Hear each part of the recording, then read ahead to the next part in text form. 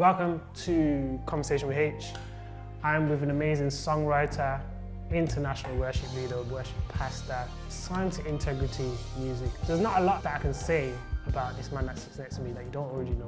He has countless songs which you all sing in your churches. I like to praise your name. Oh, you know all them tunes. He's known globally. He's got his own series on TBNUK. I'm introducing to you. I call him Sir. Some people call him Uncle. But Sir Noel. How you doing today? DJ Haych, right? Yeah, I'd love to shake your hand now, but you know, we're in COVID. What an introduction. Well, but too big for me, man. I'm just, you know, I always say to people, I'm just a humble musician. Humble musician who's playing in the church, you know, from the Church of God. Just a humble musician from the Church of God. So for people who don't know who you are, just give them a brief overview of who Noel Robinson is. Well, Noel Robinson, I would say, I'm father, husband, you know, family man. I'm also a musician. I would define myself as a worshipper who happens to be. And the to be is like all those things. Yeah, so a lot of those things are functions. Yeah. But the greatest function I have is to live my earthly life as someone who loves God and trying to walk in things that He's called me to. So that makes me a worshipper. Okay. You know, so you know, I think that we're all worshippers who happen to be all those things. Yeah. I like that. So when did you become a Christian? And what's kept you for so long? The question is, you know, I think that, you know, when did I become a Christian? Like your dad, you know, we're good friends, family friends and stuff like that. We grew up in the same church and, you know, we grew up I grew up in a Christian home. You know, my dad was a very much, my mum was very much churchgoers. It was their heartbeat. You know, back in those days, I'm a Windrush first generation, so to speak, or second generation. You know, there was only school, home, and church. Those are the three things that your life consisted of. You were either going to one of those three. So for me, I was born in a Christian home, but really, I think I became to an awareness, because I think oftentimes when we're dealing with the things of God, is that, you know, 2,000 years ago, God did the finished work on the cross, but it takes your revelation and your awareness of what He's done for you to step into what it is that, you know. So I think that when I was about 8, I began to realize that, hold on, this thing that I see my parents doing, I see the people around me doing, is real. And I think around 8, you know, 9, I got baptized. And I think that was really the awakening. I didn't know exactly all that I was doing. It was just the way of life. But I would say that, and not most certainly in my teens, I began to have experiences with God that were personal to me, that made me know that He's real, if that makes sense. And I wasn't living it through my parents' eyes or through the eyes of the church. So I always get a sense that, you know, my walk with God, when did you find out God? You were, man, I'm still finding out. Yeah. Nah, that's good. That is amazing. So, when you were younger, my parents tell me you were in a talent competition. Is that correct? Yeah, it was actually. I started playing guitar when I was 6 years old. So, being that age and you learn, maybe some people would say I was a little bit of a child prodigy in terms of music, but that was the outside world thought that, because church. When you grow up in the environment of church, it forces you to be good because there's so many young people doing it, you know, and every week, 3 times a week, you're at church playing, so that's your practice, you know. So I think I became proficient, and when I was about 17, the Church of God of Prophecy, they have an international conference and in Tennessee, and I was sent by the national office here to represent the UK at this youth talent competition. And I went there, it was amazing. I won. I won the competition, and still have friends who were there at that time as well. But yeah, that was probably the first time I'd ever done anything like that. And actually won it, you know, and they put me on a record, and it was like, wow, you know. So yeah, it was a special time. So what was that like though, in terms of like, you've now gone from, you started playing guitar when you were 6 years old, now you're 17, you've been sent to America to be in this competition. What was that feeling like? It was quite interesting because our church, being an international church, there was a kind of pride and proud of belonging to the Church of God, and actually going to what we call the assembly, which was the pinnacle event of the year. Everybody, you know, geared up to go every year, July, you know, so to be asked to do that and actually be flown there, I was a bit in awe. I didn't know what to expect. When I got there, meeting young people from all over the world, the Caribbean, Canada, Alaska, you name it, Hawaii, who were part of the young people of the Church of God, who had churches all over the world. It was pretty daunting, you know, as I played, and I just played the song, and then afterwards they said, hey, winner is Noel Robinson. And it was like, from England. It was like, whoa, okay. Yeah, it was a bit of a eye-opener. Yeah. Daunting though, but I did it. So would you say that helped you, because later on you then became the Church of God of Prophecy music director for the UK. What was that transition like, and do you think doing that where you did in America, did that help a little bit in terms of that transition? Well, I think going to America most certainly helped, because I think that one of the things that when you're polarized in a small area and you're trying to do something and you're not sure what you're supposed to do because there's no real directive about it, I'm actually going to America and seeing how the international music office worked. And the guys, you know, who were there at the time, the Thorntons and some other guy, I can't remember their names now, but a few of those guys were there, and they took me under their wings because obviously I was gifted, and they showed me the stuff that was happening in the studio. They were making records. There was a whole thing that was going on there, and it gave me an insight into maybe that's the sort of thing that we should replicate here. So obviously when I came back and I was appointed as a national director, I most certainly implemented a lot of those things and tried to push our church worship, you know, nationally, in a place where we were producing stuff. We were writing our own songs. We were trying to record. We were trying to do all those kind of things. This is some 20 odd years ago, so you're making me feel old talking about this. But yeah. So how did you, in terms of becoming a worship leader, how did you move from playing guitar to then playing guitar, singing, or was that always leading worship, or was that always part of? No, actually, it was a very unique model. But because we never used the word worship. Got ya. Worship team. There was no worship team in those days. There were song leaders. Yeah. So that was the main theme.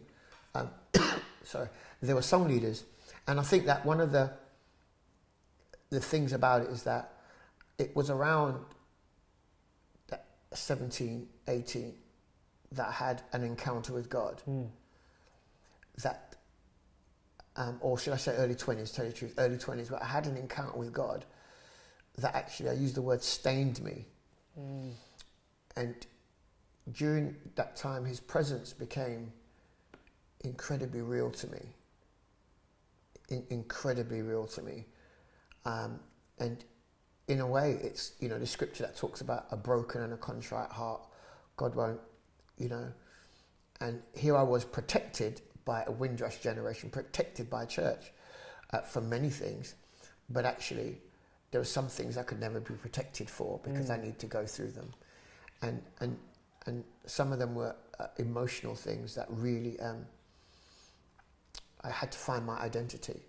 And I would say maybe it was an identity crisis that, you know, he was a young black boy playing music and wanting to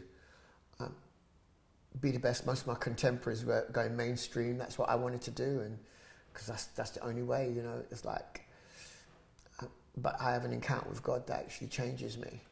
Wow. And I see him, and he tells me that, you know, he's called me for the house. So I am, this broken place actually causes the calling of God to come into my life.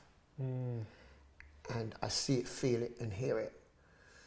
And it doesn't look like anything I've seen before. Sorry. It doesn't look like anything I've seen before. And God begins to put me with people that, well, you know, outside of the church group that we belong to. And I'll start to work with people like John Francis, Inspirational Choir, and People Get Ready and all that stuff.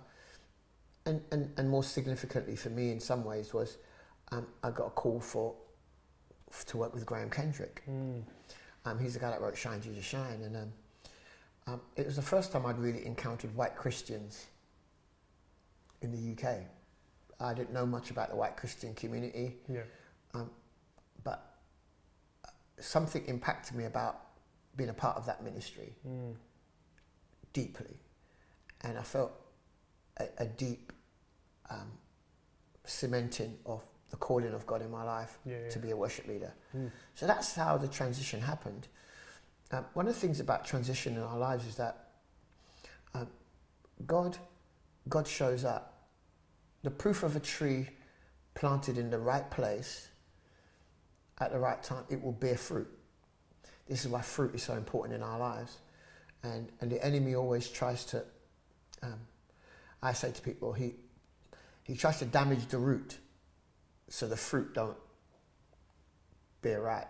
So we have these experiences in life. But, you know, the Bible talks about God being a husbandman. He's been the gardener. He knows how to tend. And even in the broken place, something beautiful is birthed out of that.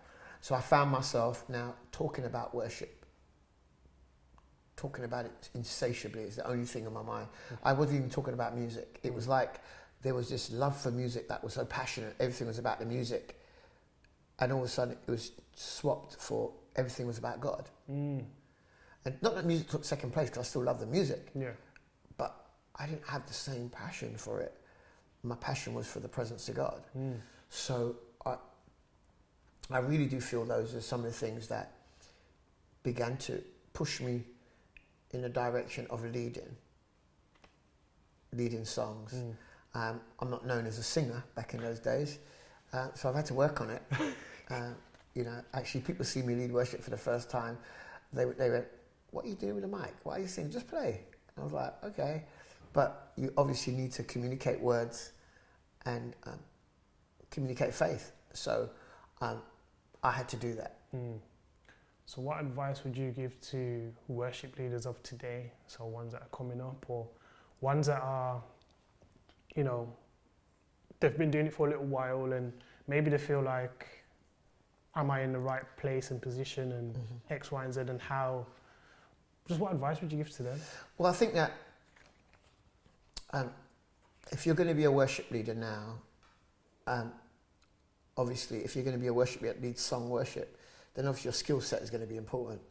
So your skill set in leading people, and that doesn't necessarily mean that you have to be the best voice, but you need to be aware of your skill set.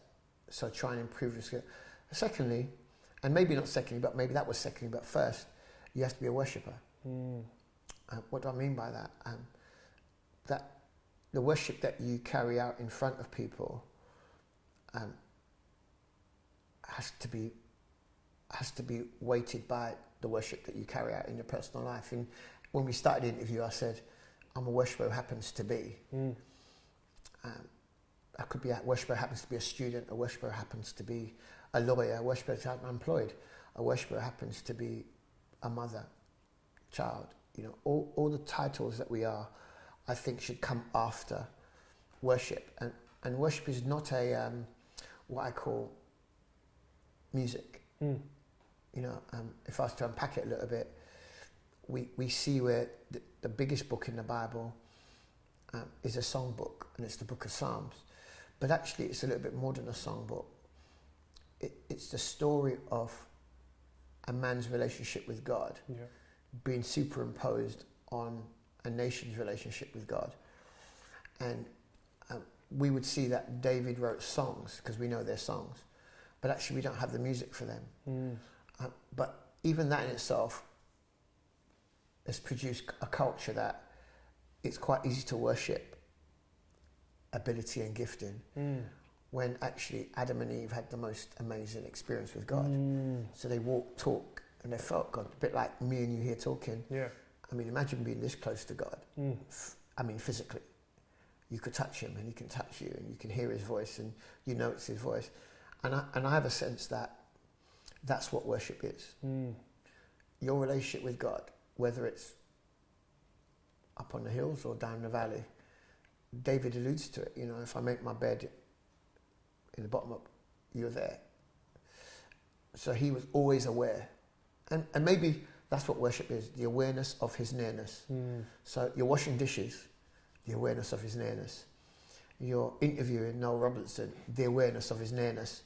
You're driving your car, the awareness of his nearness. How you deal with your family, your children, how you deal with when you're angry and the stuff, the awareness of his nearness. And there's a sense where when we're in awe of God, we respond to him differently. You know, if you're in awe of somebody, you know, I see it all the time with people who are in awe of artists. Do you know, you watch people who are fans and the artists come walking by. I watched the Michael Jackson thing the other day and Michael just comes out of the car and people are screaming and fainting and I'm like thinking, he hasn't even looked at them, but they've seen him. And you kind of think, wouldn't it be amazing that if we saw God, and what would our response really be? And there's a word that we like to use, a Hebrew word called shaka, which means to prostrate yourself.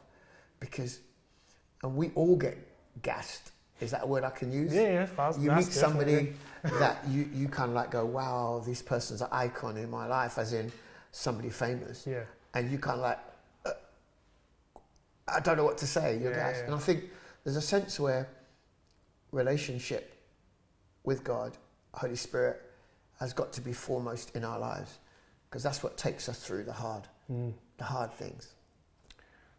That's good. That's really good, that is. So you move from worship leader, not move from, but you add another string to your bow and you become a gospel artist. You sign to Integrity Music, which is a massive gospel label.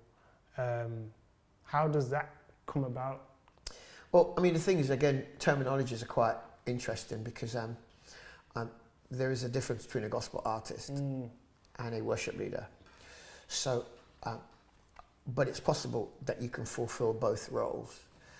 The worship leader, dynamically, his heart is for the people that he leads. The gospel artist is one that proclaims the gospel and the story of the gospel, you know, in a more dynamic way. Most of the songs that we do as worship leaders, we are encouraging people to partake with us. A gospel artist doesn't necessarily encourage you to partake, but they want you to experience what they present. So it's good. The other thing about the term gospel, you know, gospel in the industry was a code word for black, which is quite an interesting thing. So after many years of trying to understand the constructs of a system, I get signed to Integrity as a worship leader. Because they are a label producing worship songs that the church sings. It so happens that I'm a songwriter who writes songs that the church sing, but I also can perform them. So the two kind of work together.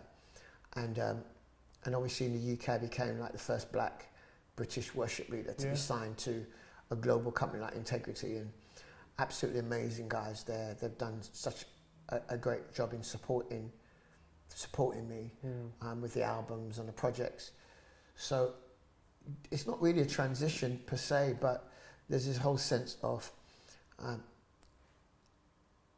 a destiny that I know I was called. I was called for tomorrow, and as long as my calling is in my tomorrow, then I keep pursuing. It's a bit like, and maybe a terminology where you put the carrot in front of the donkey, and the donkey reaches for the carrot but never gets the carrot, but he keeps moving Yeah. because he's always moving for it, you know. And I think there's a sense where God puts destiny and some purpose in us that part of it reaches into our tomorrow. So our callings continue to move and we discover them rather than it be, well, let's talk about the past and what happened in the past. And man, I remember back in 1985, I remember back in 1992 and this happened and that happened, it was amazing, blah, blah, blah. I'm not one of those guys. I honour the past, I honour what those who've done before me have gone on to do and done, but I also have one foot in my tomorrow. And even at my age, I'm thinking about, well, okay, Lord, you said in your words, the people that know you will do exploits. So I want to keep knowing your ways. God's ways don't change, but his revelation of his ways to us changes. You know, I liken it to a little child. Ask the child to draw a picture of daddy. You've got a little one there, probably not old enough to pick up a pen, pencil, but if, you know, in a few years when you ask her to draw a picture of daddy, it's going to be a stick man with a bobblehead and arms, you know. Is she seen something wrong? Yeah. No, she's actually not seen anything wrong.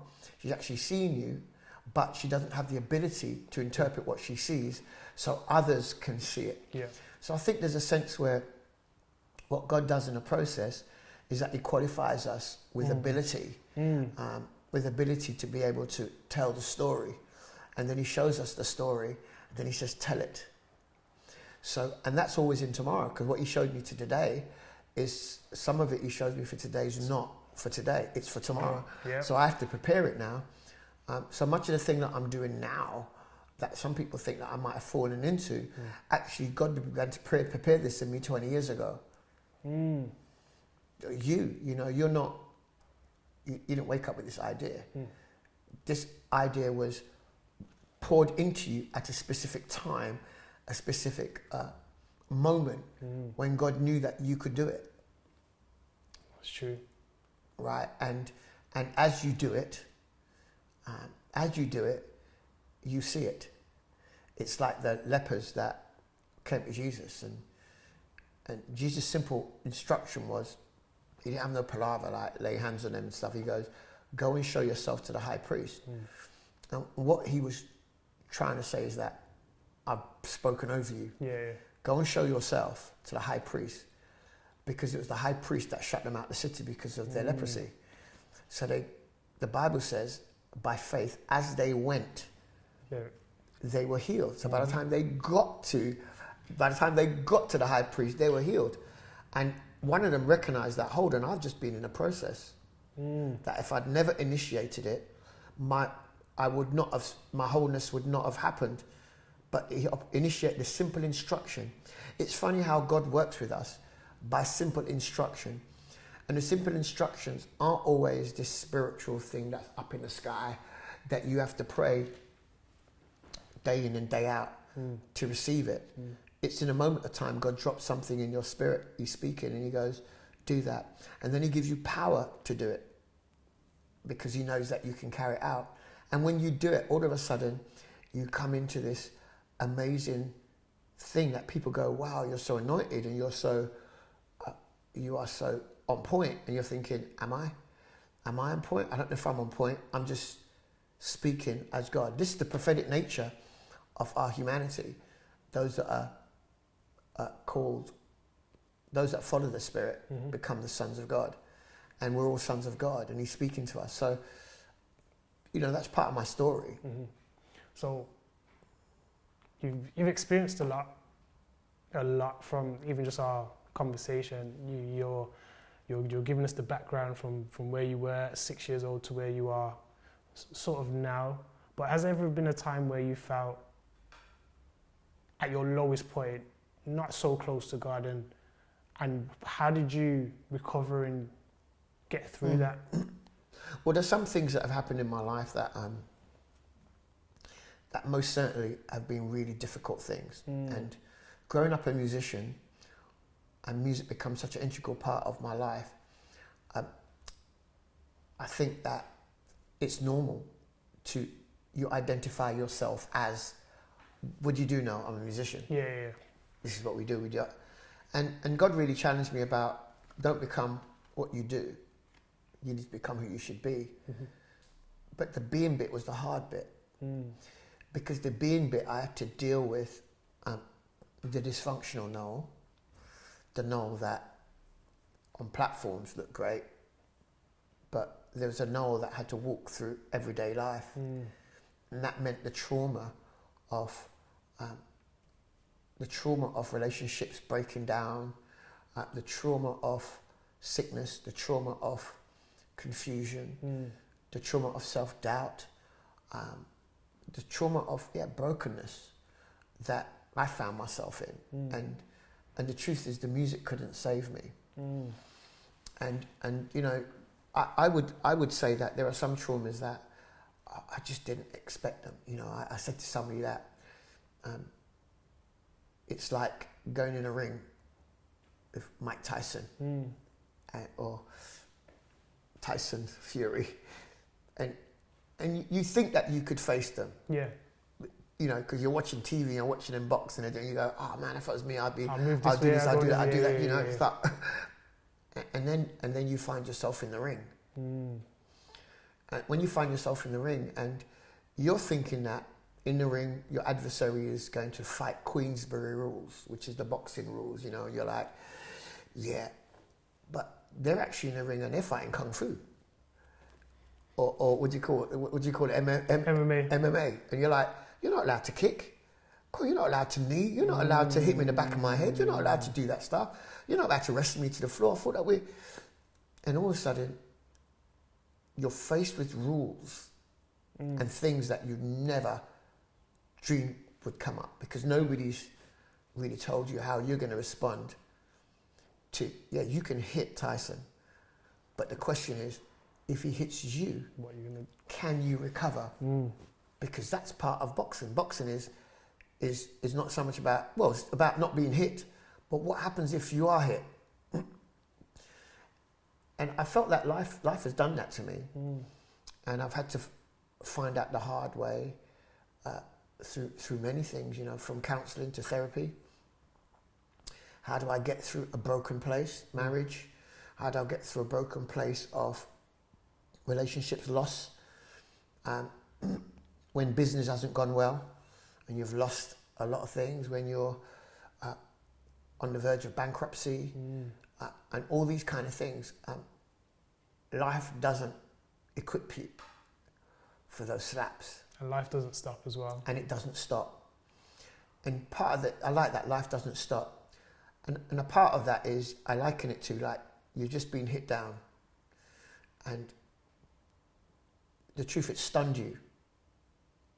And maybe for 4 or 5 seconds, you're out for the count. But there's this sense where I love these boxers who get knocked down, but try to get back up again. Because in our corner, unbeknown to us, is the man Jesus. So you may have had emotional contexts, and even growing up, maybe home wasn't perfect or stuff like that. You know, my mum died when I was 5. So there have been issues around what we call abandonment.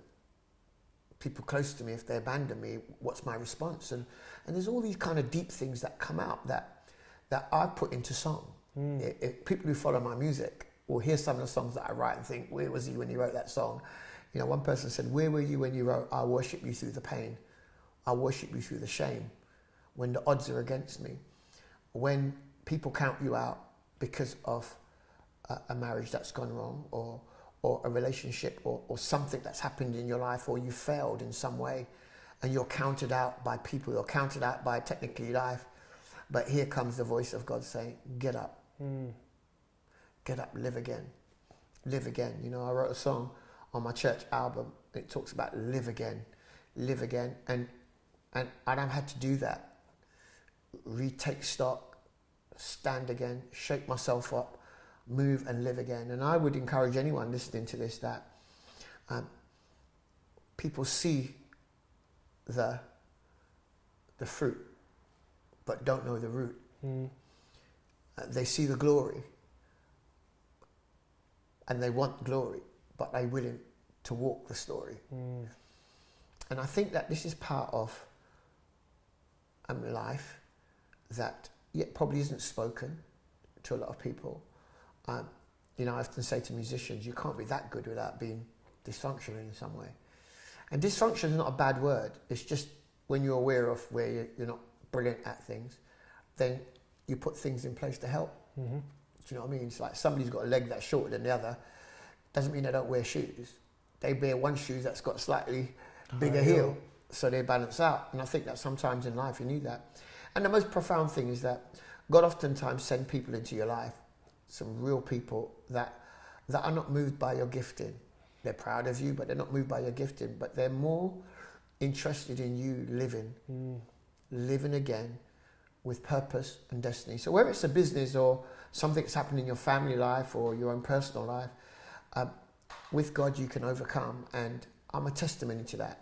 And it's not just a song that I heard somebody sing. No, that is the song that I sing. That, you know, I am somebody who God's rebuilt many times over. And I dare say in my life that he will do that over and over again. Because one of the things we have to recognize is this, that the calling of God is a calling over your life. And most people in relationships think that the calling is a team. It's like you're called to relationships. So you walk in that relationship whether that person wants you to or not. Does that make sense? Yeah. Because if God calls it, then that's what you do.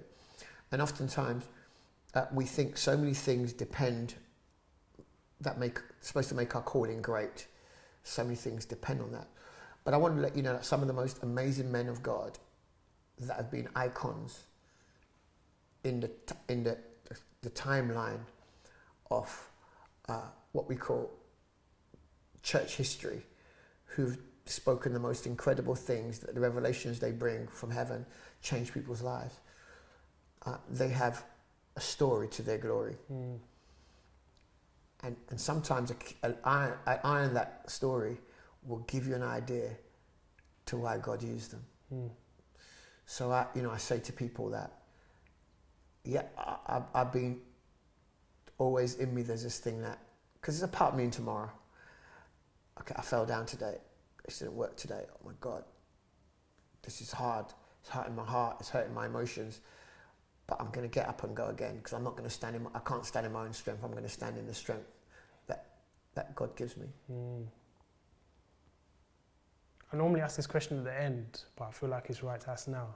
What advice would you give to yourself with where you're at now in life? Oh, wow. Yeah. I think for me personally, there are a few things in life that if I'd known, I'd have held them a bit closer. And there's some decisions in life that